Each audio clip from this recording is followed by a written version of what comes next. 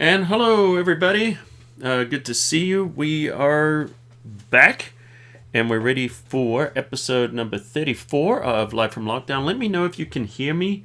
I know you can't see me, and that's why we started a couple of minutes later. I was trying to get the webcam going. I love all these tech issues, and there's absolutely no reason in the world I can see why it's not working, but it's not, so it doesn't matter. We'll just go straight to the desktop, and you guys can just look at that instead, which is probably more exciting than looking at me anyway. So how are you guys all doing this week? There we go. I can see you guys can hear me. Lots of regulars there. Great to see you guys. So what we're going to be doing this week is we're going to be looking at compositing inside of Photoshop. So I've got a few things that we're going to do. We're going to talk about some principles of, like, what are the steps to create a composite. First of all, a composite is when we combine more than one photograph together to create something that either gives you a realistic result or maybe a fantastical result. So it doesn't really matter which way you want to do it. So what we're going to do is we're going to look at combining photos, like just what are the steps that we would do. We're going to look at some composites that I've done. And then we're going to just kind of dig in a little bit, take some questions and answers, but also when we do Fix My Photo, I'm actually going to go in and we're going to combine some of your guys' photographs together. So it's going to be kind of fun. So hi everybody, and at the end of this we'll do a quick chat, where I do all the shout out and everything like that, but we're just going to dive straight into it this week. So essentially, as I said before, when we are compositing, what we're doing is we're combining images. And so here's some images I've just kind of grabbed, and we will look at the photo that I used in the artwork. Let me bring this up as well. And this is our Fire City. And we'll go in and we'll break this down and we'll look at, the different things that we use to create this kind of effect and some of the problems that I encountered and also how I got around some of those problems. But in its basic form, when we're doing compositing, there's several steps. So the first step that you want to be doing is thinking about, what are you going to do? What's the story? Are we going to be telling a story, or are we creating a commercial product, where we have something given to us as far as a brief from a client or something like that? Or is it a family album that we're going to be doing? So you got to think, okay, what are we trying to do? Are we telling a story? Are we advertising a product? Are we creating something funny? Are we, creating something, so you basically got your plan first. Then once you've got your plan, what you need to do is you find your parts, you find your photos. And in this case, I just literally just grabbed some stuff just so we can just kind of talk about the steps here. We'll get to that photo I just showed you in a minute. So, we just got some things I grabbed here, some random things. So maybe, I want to do something just a little more fantastical with this area here, and maybe put a car in the background, maybe a giant dog. Who knows? So at this point here, I decided, I want to create a more interesting background. So once you've decided what you want to do, you've got your photos ready. The next step is to combine the photos. So at this stage, I'm not much too worried about lighting, coloring, any of that. All we're doing is just saying, hey, will this even work? So let's have a look. So we've got this Lamborghini model here. So why don't we cut this out? So we're just going to quickly go under the Object Selection tool, and we're going to choose Select Subject. And Photoshop did a reasonable job. Not worried about perfection at this point in time. So what I want to do is just create a layer mask. So get down to the bottom where you click on the layer mask, click on there, and what we've essentially done is we've masked it out. We'll get the windows and all that. It doesn't matter. So what you really want to be doing at this point is just trying things to see if it's going to work. So we're going to combine this. So drag this up into the tab of this area that we want to drop it into and release. Awesome. Okay, we have a car. Let's have a look at the dog. Are we going to get something quick out of this? Let's grab our quick selection, select subject, and Photoshop is doing a much better job of this as Photoshop goes on. So hit the Alt or the Option, actually not the Alt or Option, just click the mask, and we've got a cutout of a dog. So let's drag it in here. I'm not even worried about cleanup. That's something we can do later. And so we can close this down. We don't need that. We've got it combined. We don't need that. We've got it combined. So let's just close it out. All right, so we got this lake scene. I think that's kind of fun, so I'm going to put that in there. So drag it into the tab, hold down the shift key, and it will drop it right in the middle. Well, this is bigger than the other one. That's good. That's what we want. Gives us a little bit of room to play around with. And I'm just going to drag this to the bottom. Notice I can't drag it underneath that background. What you need to do is unlock that background. This is this image here. If I want to put this behind it, see that? So to do it, all you need to do is click the padlock, and that unlocks it, converts it into a regular layer, and we're just going to drag this underneath. Awesome.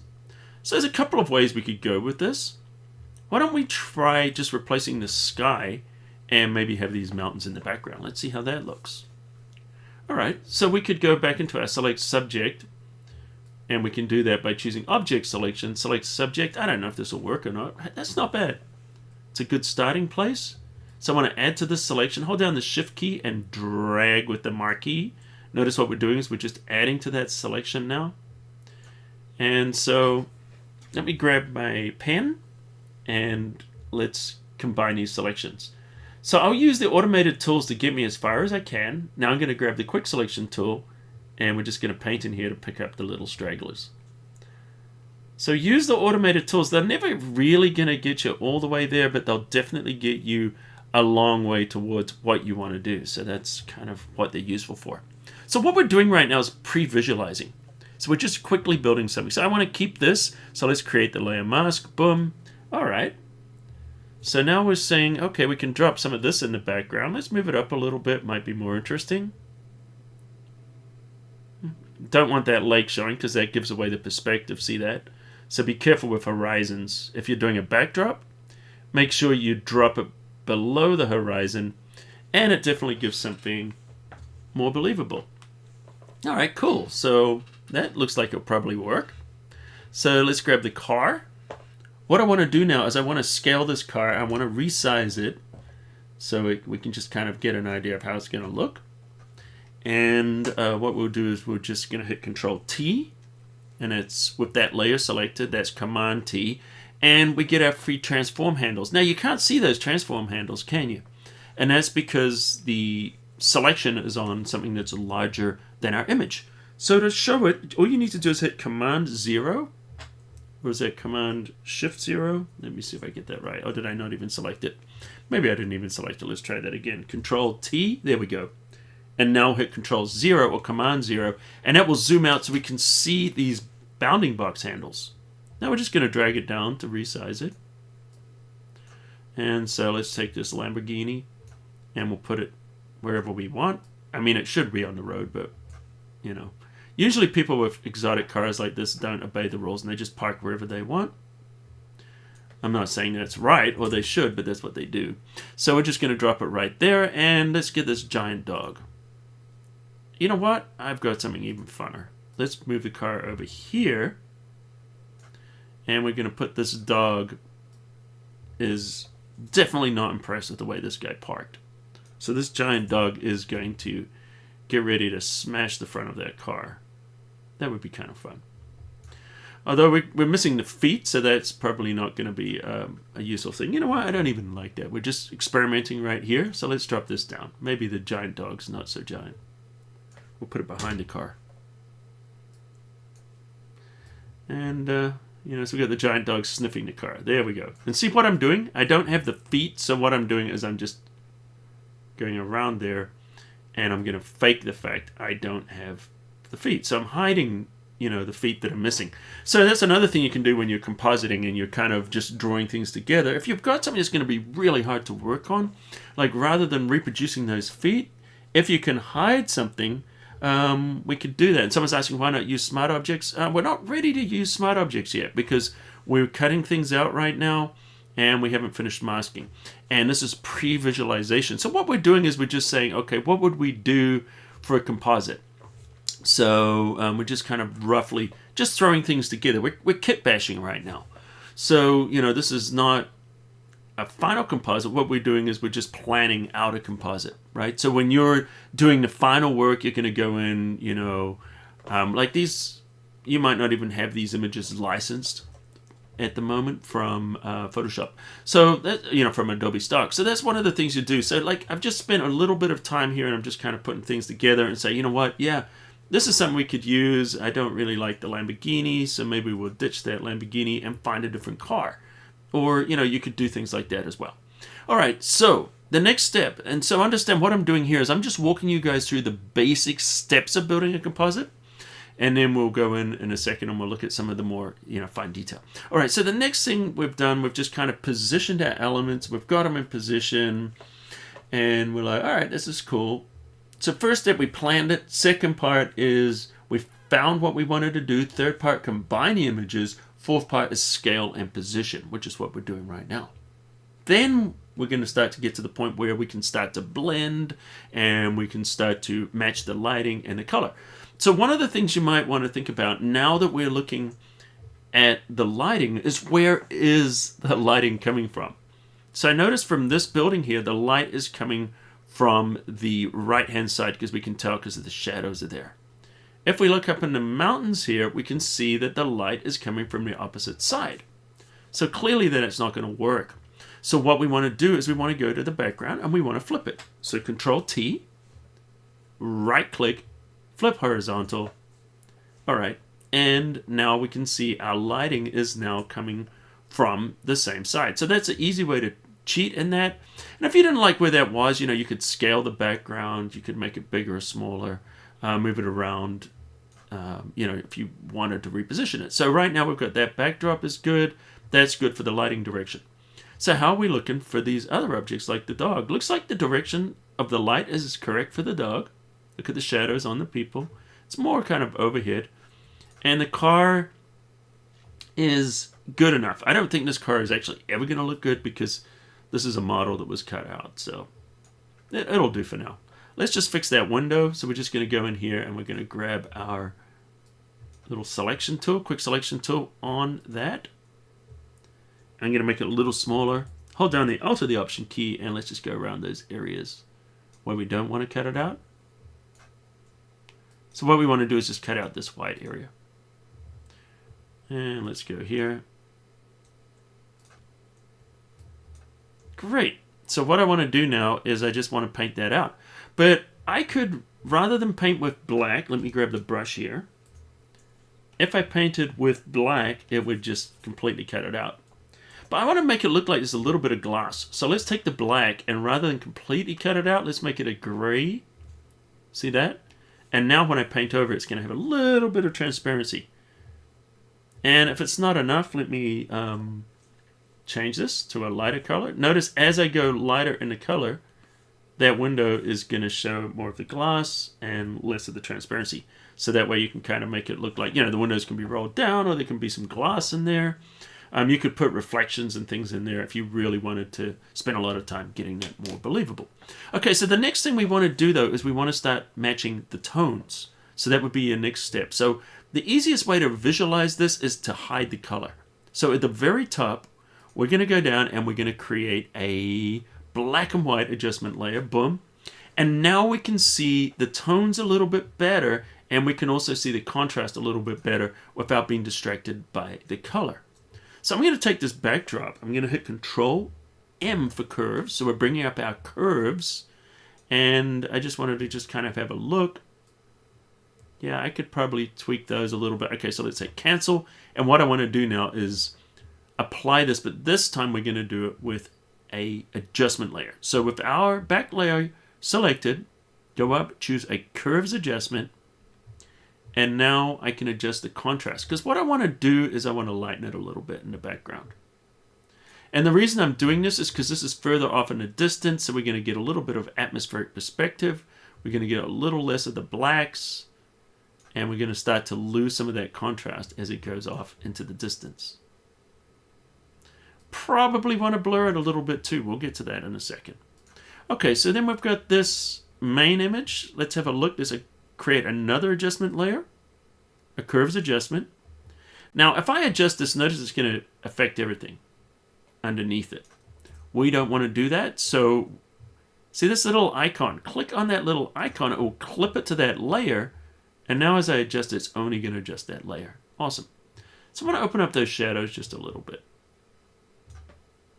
See what we're doing? We're just kind of building those tones. And we're just kind of matching it with the background. All right, great. Let's move on to the dog. Same thing. Create that adjustment layer. We've got that curves adjustment. And we're going to hit the clip it to the dog. And maybe, you know, that bright is maybe a little too bright. So let's pull that down a little bit. And the nice thing about using these curves adjustment layers is we're just pre-visualizing against the black and white. Now, when we want to make any adjustments later, we can, because these are all separate adjustments. Now, at this point here, if I was, you know, going to be using the smart objects, this would be a good time to convert to those smart objects. As I was scaling these down, we didn't lose any quality. If I wasn't sure, like, because these were huge, if I was maybe going to expand them again, then I would have converted them to smart objects first, you know, for people that were asking that. So at this point you could. I'm not going to bother right now. So we want to go to the car. So let's go to the car adjustment, and let's create another curves adjustment on top of that car. All right, so let's clip it to the car. And I notice this car is really lacking in contrast. So let's put a little bit more shadow in there. And let's punch up the highlights a little bit.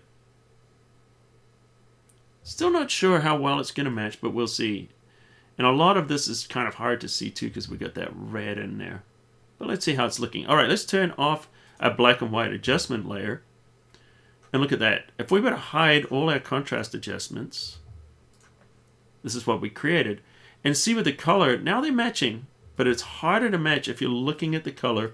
But when you go to the black and white, we can easily go in and we can adjust the contrast or those tones to match a little bit better. So we're not being distracted by things that we don't need. All right, so we might not even need that black and white adjustment layer anymore. We could probably ditch it. In fact, though, one of the things I do like to do with these is when I'm creating composites, sometimes I like to use it if I want a cinematic effect. I'm going to take it all the way down, and then I might just roll it up just a little bit. And what it'll do is it'll just reduce the color. See what I'm doing? Just reducing that color a little bit. Before and after, maybe a little bit more. There. So it's just kind of taking the edge off the color, so it's not so saturated, and we're just starting to tie things together. All right, so once you've done that, you know, we want to match the color, but we'll come to the color in a moment.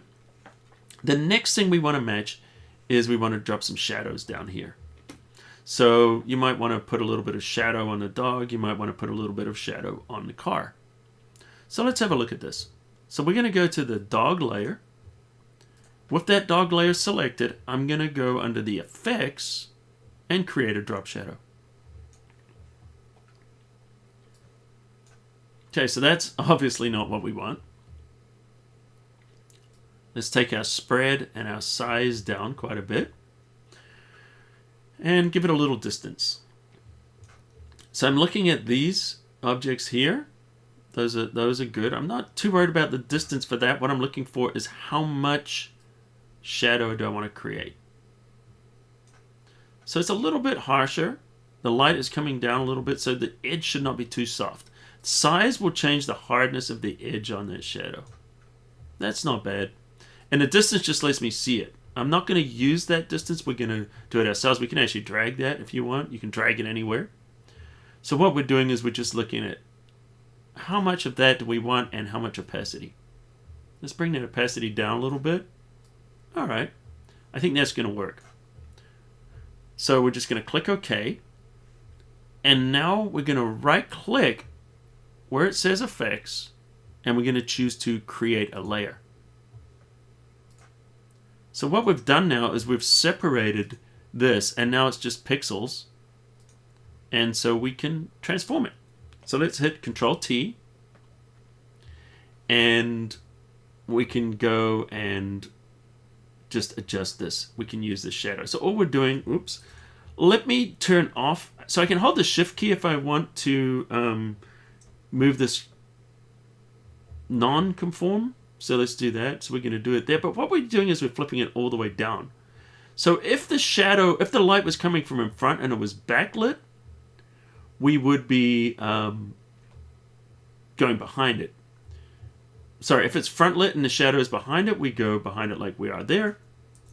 If it was lit from behind and the shadow would be in front, we would drag it down and flip it, invert it. See what we're doing? Kind of like you would for a reflection.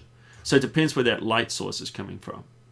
So right now we're going to assume the light source is coming from this top corner, actually probably about here, coming down. So we definitely want it a little bit. If we look at these people here, see where the light is sort of coming from. So this is going to be thin. It's going to be very, very thin because that light's coming straight down, maybe a little bit over. Let's pull it over a little bit more. And see what we're doing is we're just using that shadow is from the dog's shape to kind of get us started. Let's just kind of soften it now. It's not bad. Let's leave it for now. Let's go to the car. Okay, so we're going to do the same thing with the car. So we're going to choose effects, and now we're going to create a drop shadow. We're going to use the same settings, so click OK, right click, and now what we're going to do is we're just going to create layers. Same thing, Control T. And of course, we can, don't want to do the car. Let's make sure we do the shadow. Control T. And now we're back inside of the free transform. Shift key will drag it down. And we might just drag it over a little bit. I'm stretching it just a tad. And we're dragging it over like that. And see what we're starting to do now is we're starting to add a shadow. Notice how that starts to make it look a little more realistic and brings the car in there. So we're going to choose Filter Blur. Going to use a Gaussian blur on there. And just tweak that until we like the way that shadow looks on the car. And see what we're doing. And by adding that shadow, it just does a lot to making it look like it's in the scene. Now, if you don't like the color of this car, like I'm feeling like that red is just a little much, I'm going to select that car and I'm going to hit Control U, which will bring up hue saturation. Now, you could create this as an adjustment layer, but let's just go in and see what happens if I choose reds. You get this little finger, click on the car, and let's change the color. Maybe something like a blue and not so saturated. It feels like it's too saturated. And we can just kind of work that in now. See what we're doing? Well, we could go pink if we wanted. We could go, ooh, some of these colors are looking quite nice. Let's go to more of a yellow. I think that looks a little better. Like an orangey yellow. Burnt orange. There we go. And see what I'm doing is I'm just adjusting that, and I definitely like that color a lot better. And the reason I chose more of an orange is because we got that in the background. The blue was kind of all right, but the red was just kind of, the red was too much. It was an eyesore. So we're just kind of bringing that in there. And yes, and thank you for hitting that like button there, Andrew. And if you guys are liking this, do me a favor, hit that like button right now. It helps the algorithm and lets people know that we're in here doing this work. We're doing the compositing. All right, so now we've started to kind of bring things together a lot more. The next thing we're going to do is let's add a color grade to this. So what I'm going to do is I'm going to go up at the very top and we're going to go under the adjustment layers and we're going to use a LUT. So the LUT is going to be a color lookup. And so notice under the properties we get this 3D LUT. Now you can create your own LUTs or we can use the ones that come with Photoshop. So let's click on Load LUT. And these are the ones that come with Photoshop. So let's see what some of these look like. How does this Fuji one look? That gives it a kind of an interesting filmic look. If you want to look at a different one, just click on there and choose a different one. Let's go through a few. See what we're doing? We're just looking at these different LUTs. And the Fuji ones are interesting because it gives it that filmic look. See how that gives it a real contrasty look? And of course, if we show before and after, That's not bad. Let's take the opacity down though, and we're just going to kind of blend it in a little bit. That's not bad. Now there's other things we can do as far as the color balance. If I only want to use the tone or the color off here, I can do that too. So let's have a look and see what happens if we just use the color. So we change that to color blending mode. Notice now we're just choosing the color from that film, or we can just use the tone and not the color. I think I just want to use the color. And one of the things is, now that we're putting a color tint on this, it's applying this color tint across everything, because everything is getting that same color. And this is where things really start to be pulled together. Another thing we could do is if we go under the curves adjustment, let's create a curves adjustment layer. Let's do some coloring with curves. So let's pop this open. And guys, start to drop your questions in there, because, you know, I'll take some questions and answers in a little bit. So let's go into the reds. So what I want to do is maybe boost the reds into the highlight area. So let's go into the curves, and the left half is the shadows, right half is highlights. So we're boosting the reds a little bit in there. And let's reduce the blues by pulling that down. Actually, it's going to reduce the greens, but that's fine. Okay, so let's go in here, and now we're going to go into the blues. I want to boost the blues in the shadows. So let's get some more blue into those shadows and reduce them in the highlights. And see what we're doing? We're getting this colorizing, a kind of a filmic, cinematic kind of a look. And the greens, if you want to go matrix, push that green up, yeah, or you could pull it down. A bit more green into the shadows, maybe. Let's see how that looks. And see how by just adjusting these, we can get a lot of change there to the color. So we can go for a very kind of a stylized coloring look. See that? So there's before color and there's after, and see what we're starting to do to this. So, you know, when you see films, depending on the story they're trying to tell, you'll notice there's different types of coloring effects in there.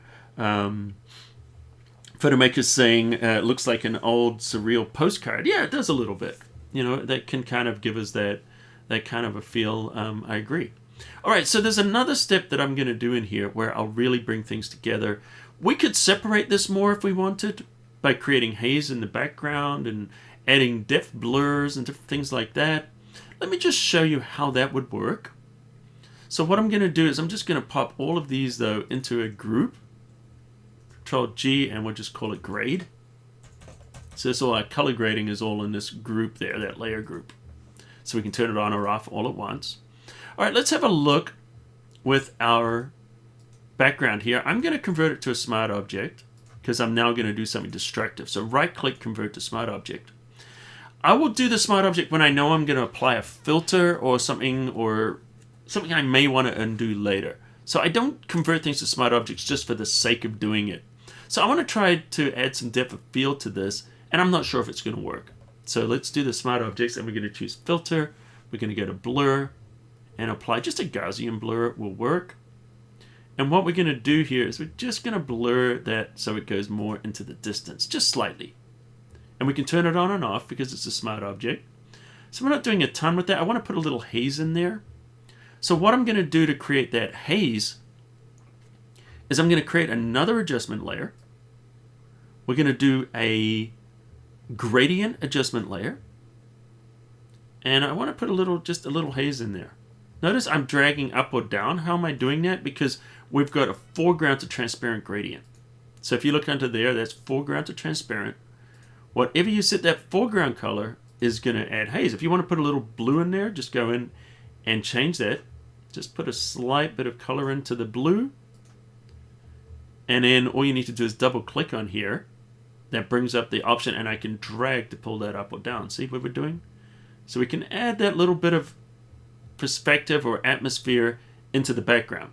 So if we look at what we've done now, there's before, add that little blur, little atmosphere, starting to create a little bit of separation. So that's another kind of thing you could do. And if you don't like the blur and you just like the atmosphere, you could turn that off. Or you could go in here, you could double click, brings up the settings, and we can adjust it. So maybe just a little less blur And that's nice. And then, you know, of course, we could do the same thing on here, on these other subjects. We could start to, you know, this building here. I've got to be careful because I haven't applied much blur. So once I apply blur to this, I might need to put more into the background. But let's try something for fun. I'm going to right click on here and convert it to a smart object. And let's add some depth blur to this. So let's go filter blur. And I'm just going to change this. Now, we could be good with what we have right now, but we're just going to try something with a more shallow depth of field, just as an experiment. But also, you know, for a different look. So I want to show you how to do that. So you could stop here, or you could continue, and let's do this. We're going to do a blur gallery, and I want to use a field blur. So with this field blur, you essentially just get one blur when we first start. So I want to adjust the amount of blur in the background. Maybe to about there. I'm going to pull that up. And now, if I add another point, I can fade the blur between them. So I could have the foreground blurry and going back, and then I would have to blur these objects a lot. Or I could go the other way. Hold down the Control key, double click, and that sets that blur to 0. And in fact, let me bring that down there. So that's all consistent. So the blur happens between the 2 points. So notice now this ground starts to blur as it goes off in the distance. So the foreground is nice and sharp, and the background is more blurry. Okay, so this is another variation. Now, in order to make this work, though, we have to blur the background more. Once again, while we've got the smart object, double click. That brings up the options, but double click or on the actual filter itself, and this will bring up the settings. So now we can increase the blur. So now I feel like, okay, let's blur that background more, so we can start to go with more of that feel. And see what we're doing now is we're changing this more. In fact, that might even be even further. If we're really, well, you know what I'm doing here? Hang on a sec. I could change that blending. Let's take that opacity back up. There we go. Go back to the blur, and let's find something that's going to work. There we go. And see what we're doing is we're just creating more depth, like we're using a shallower depth of field. So this is just another option, and it's just kind of nice to know that we can do those different types of things. And in this case, you might apply a slight bit of blur to the dog because it's behind the car. And let's go and have a look at that. There's our dog. Right click, convert to a smart object, filter, blur, to a Gaussian blur, and we're not going to do much on the dog. You don't want that much of a blur. You want just a tiny amount. Just a tiny little bit. There we go. And see how that's kind of going. So now what's happening now is the car is in the foreground, and see how that dog is going further back. And this also adds to the sense that this is a giant dog. And then it goes further blurred, you know, as it fades back and then into the background. Now, to make that really work in the back there, I probably want to desaturate this a little bit more. So we could create a hue saturation adjustment layer. Because as things get further away, they get less saturated. So we could pull that saturation down and see how that starts to really start to add that realism now. And so, you know, that's just kind of like another option.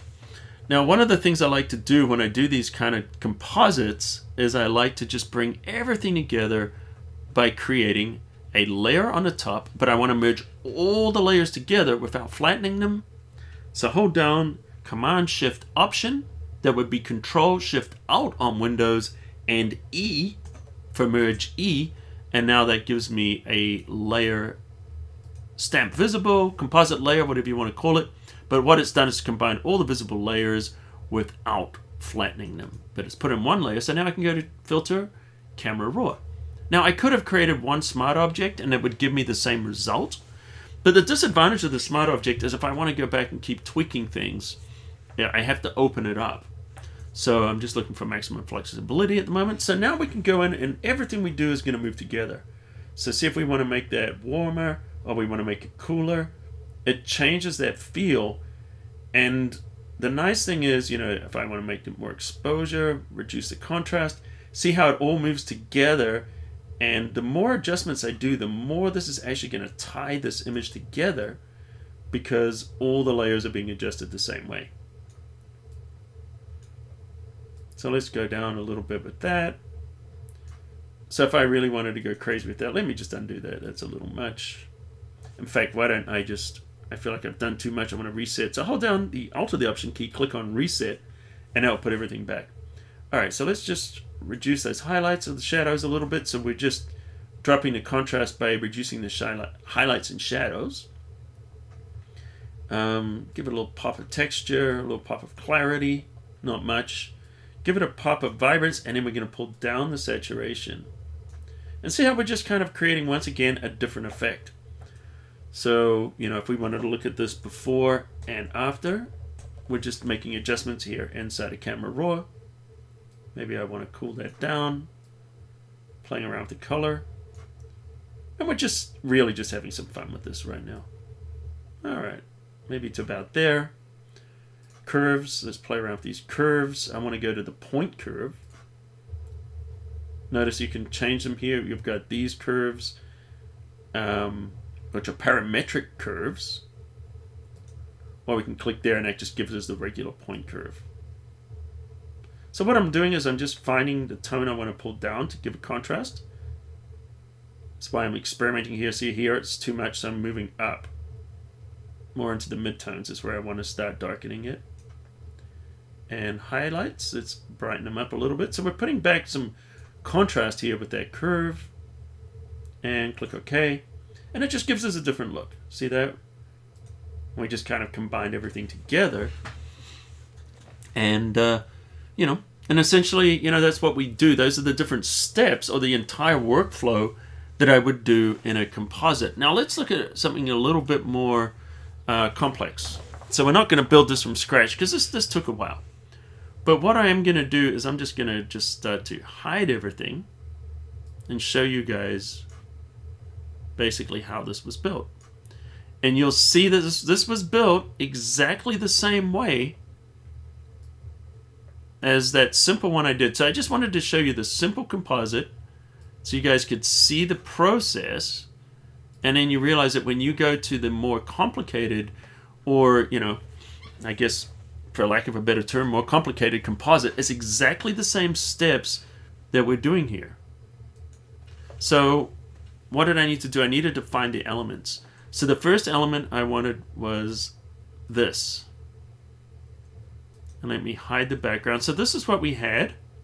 There was a person originally sitting on there. And so I just used the healing brush just to get rid of them. So you can see I just did some quick healing. Very, very basic. And let me find our model.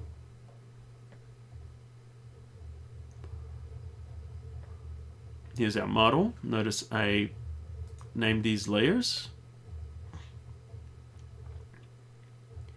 I have no idea where she is though.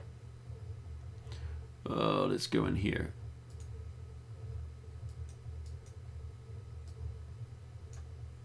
Oh, there's all the coloring. You can see how that started to affect it.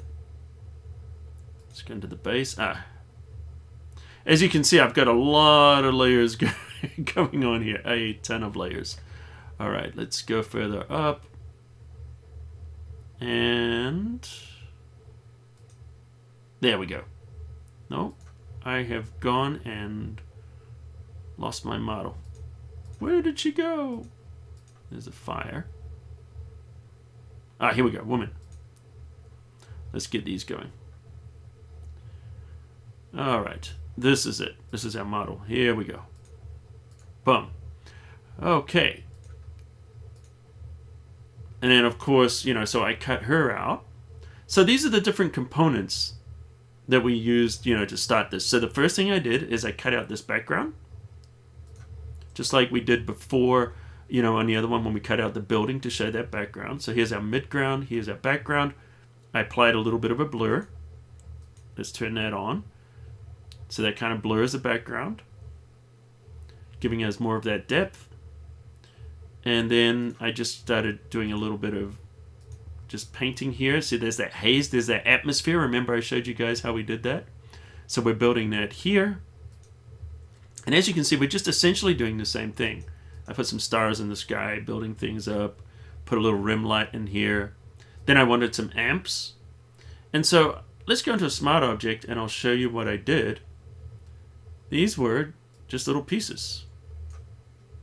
So I just found photos of amps, and then I cut them out, and I cut out the little speakers, see that? And then just started to put them together. And, you know, finally a little bit of shadow in there. And then we put that together. That gives us our amps there in the background. All right, so then I wanted shadow. So put a little shadow on there, give them a little mood. Doing the color now, a little bit of hue saturation. Well, actually, that probably is a bit early to be showing you that, but that's what we're doing to add that color. And then I'm going in just adding some darkening. See what we're doing here just by painting in, using levels and darkening it, and then just, it brings things together by doing that. And then we wanted the fire. So I started adding the fire, and let's get this fire all going in here. So there's all those different fire effects we have. And I believe I turned off all these other ones. And these are the ones I ended up using. See that? So we're putting in fire. And all we're doing is just masking and just dragging out copies of it. So let me just show you. See, like the flames here, there's just little pieces. And all we're doing is just duplicating and moving those pieces around to position them. And essentially doing that. Then I wanted to do some stuff with the hair. See what I did with the hair there? I painted in some highlights because I'm starting to try and match the color a little bit more now. So that was the original hair. Then just painted in some highlights. And I think you guys can see this is why I'm not doing this live, because you know, it took several hours to do this. But I want you guys to just kind of see. So what you're doing, see, I'm painting some rim in there, getting that light, getting the highlights going, different parts. And there. So I'm using an adjustment layer. Let me show you what I'm doing. Double click on here. What I did is I created a hue saturation adjustment layer. And if you look, see what it's doing? I just created hue saturation and I just moved it around till I got the colors I wanted. And I hide it. This is essentially how I did it there with the hue saturation. It's like, okay, I want that nice color. So you apply that color and then just paint the mask so it just shows on the rim. And that's essentially how I did that part. So hopefully this is fun for you guys, you know, or useful for you to learn how we're doing this. And then we'll go up here. Once again, I got some other flames and I put the flames there on the neck of the guitar. And one of the things that I did is I changed the blending mode to lighten. So if we go to normal, that's what it looked like. And that lighten blend mode hides the blacks and enables us to start blending some of that stuff in. Same thing down the bottom. Because I felt like one of the problems here is like, what do we do with these feet? They're starting to look fake. Put more flames in there. So we're just kind of building that up. More flames again and a little color. So I think that was another hue saturation adjustment, is it? No, that was a curves adjustment. There we go. So I wanted to lighten up that area in the photo around her feet because we're thinking, okay, now we've got the fire. These areas are going to be illuminated by the fire, so that would be practical lighting. So we'll lighten up those areas and give that effect. Then I went into the color grading to add some different color. And so all I did is create a gradient on the left and a gradient on the right and applied some color. I'll show you how to do that in a second. In fact, I'll show you how to do that right now. So as far as like applying that coloring effect, this is what we do. So on let's create a top layer.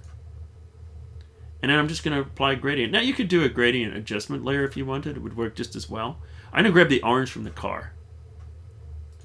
And whenever you can, try to sample colors from the image, because then they're going to be harmonious and you don't have to worry about matching them so much because they already will match.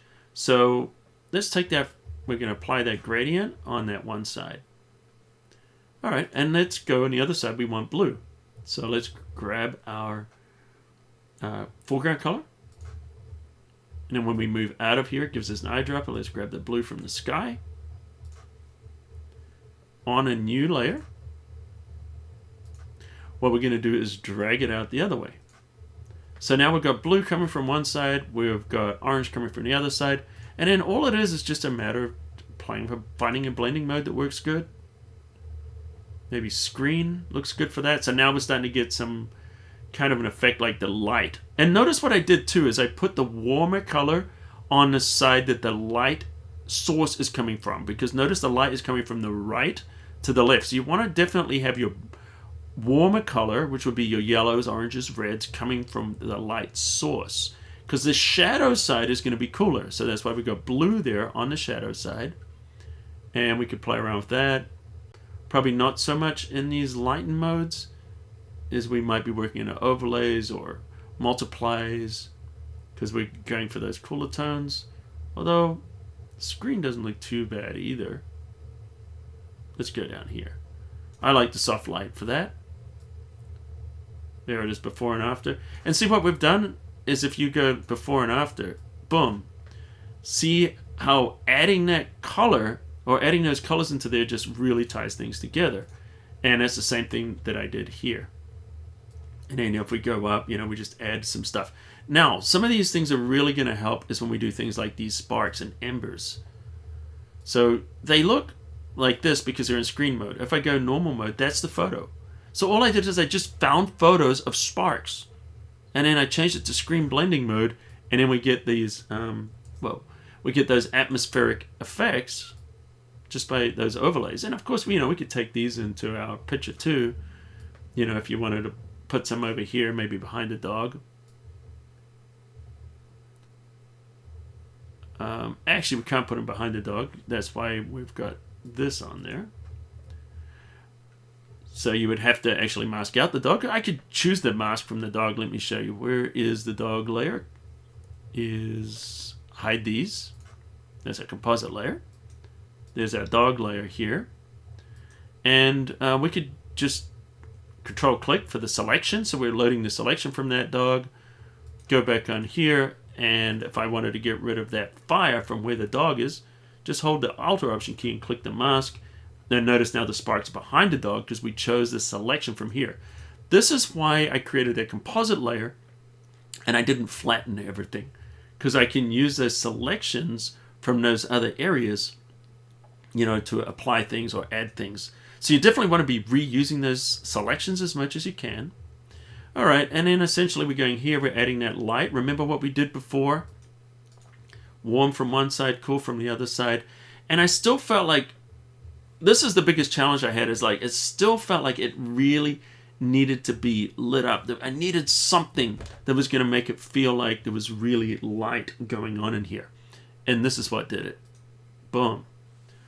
What was that? Okay, let me show you. So what I did is I just used an overlay. I put into screen mode.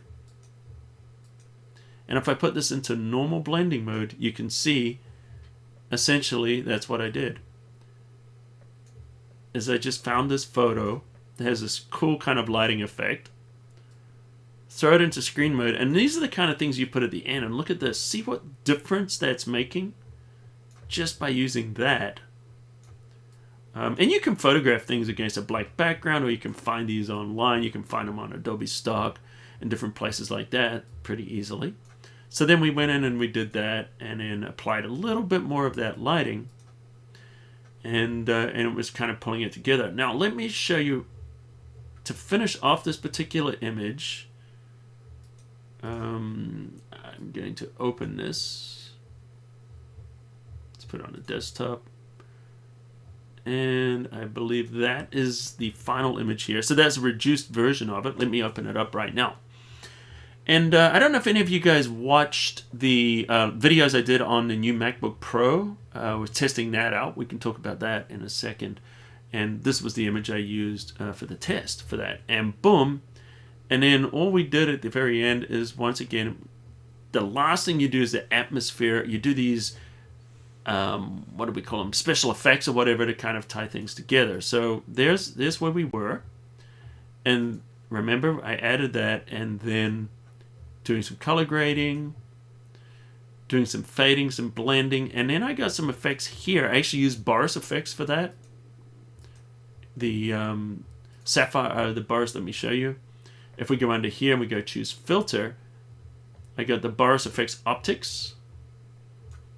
And I'll be doing a review on this pretty soon, just to let you guys know. And this is really nice because it enables me to add things in here like radial tints or filters, all those kind of different things. And if you guys are going to get this, I believe it's photoshopCAFE /15 would give you 15% off, or just wait for my review to come out and I'll put the proper code in there for that.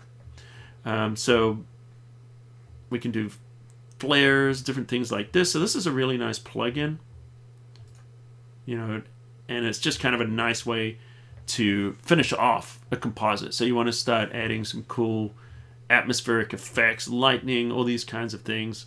And all of this can be done using that. So I'm not going to apply it. I just wanted to show you that that's another kind of cool way of working. And let's go back to our composite. And if we wanted to apply, you know, sapphire effects, not sapphire effects, we want to apply optics in here, we could choose that. We could choose filter, Boris Effects, optics. Now you guys might use Nick. I mean, you might use some other kind of plugins. So there's a lot of different plugins we can use for color grading things and adding these kind of cool effects. I'm going to go into color here, color correct. And this one actually has color grades from different movies. Alien, AI, 2001. So I can literally go in here and apply these just in a single click. So this right now is my favorite new plugin I've been playing around with. Westworld, Titanic, Star Trek. And of course we can adjust the amount of that.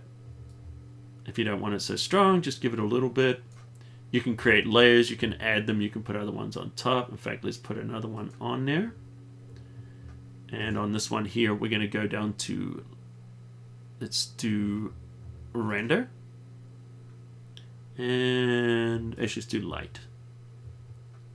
Let's do a lens flare. So I'm clicking here and boom, we've got all these lens flares.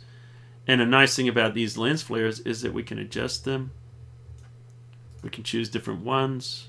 I like these anamorphic ones. They're kind of fun. Very J.J. Abrams, Star Trek kind of looking.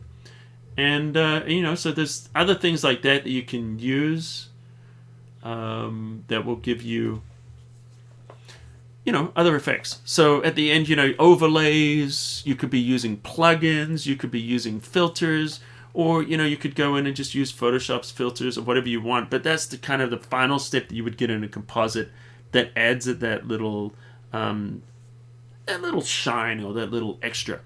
So anyway, guys, I'm just curious, you know, questions. I'm quite happy to look at any questions that you guys might have right now. And let's see what we've got.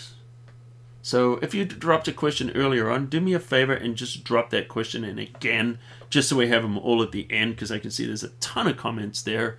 And so what I'm going to do is, for those of you who are short of time, I'm going to wrap this up. And for those of you who want to hang around for the questions and answers, do that. So the rest of you guys that are... let me just go in here. I've got a little end thing here. So I'm just going to pop that in so we know it's at the end, so I can edit that out at the end. So do me a favor, guys. If you liked this, smash the like button into dust. If you haven't yet subscribed, go here on YouTube. Just click the subscribe button. Join our channel and you'll get a new video from me every single week. And also, you know, I'll let you know when we do the live streams and stuff like that. Join our mailing list at photoshopcafe.com. And for you guys, I'll see you at the cafe. Now, for everybody else, we're going to go back here and we're going to do our question.